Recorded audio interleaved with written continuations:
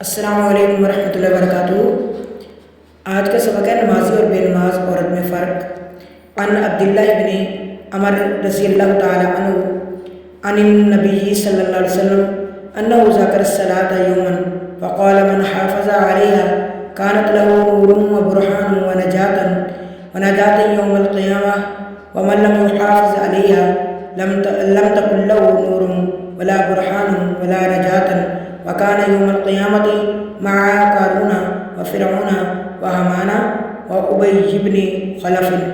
حضرت عبداللہ بن عمر رضی اللہ تعالیٰ عنہ سے روایت ہے کہ وہ نبی کریم صلی اللہ علیہ وسلم سے بیان کرتے ہیں، ایک روز آپ نے نماز کا ذکر کیا تو فرمایا کہ جس نے نماز کی حفاظت کی وہ قیامت کے دن اس کے لیے روشنی، دلیل اور نجات ہوگی۔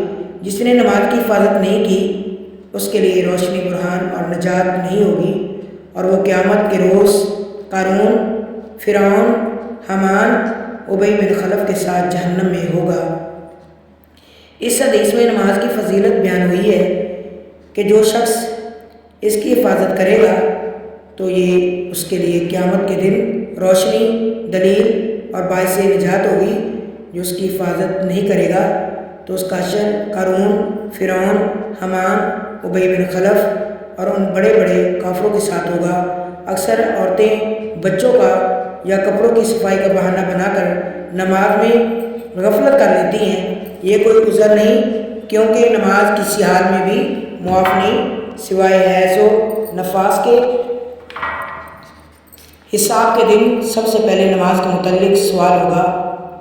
اس روز گھریلو مصروفیات کا بہانہ کسی کام نہیں آئے گا، اس لیے میری بہنوں کو چاہیے کہ اپنی آخرت کی فکر کرتے ہوئے نماز کی ادائیگی کا اہتمام کریں، اور اس کا ایک فائدہ یہ بھی ہوگا ان کو دلی سکون میسر آئے گا۔ اس زمانہ میں ہم جس طرح کی پریشانیوں میں مبتلا ہیں، اگر کسی خاتون کو دلی سکون مل جائے تو اسے اور کیا چاہیے۔ امت مسلمہ کی محرومی یہ ہے کہ ہمارا اسلام زبانی دعووں تک محدود ہو کر رہ گیا۔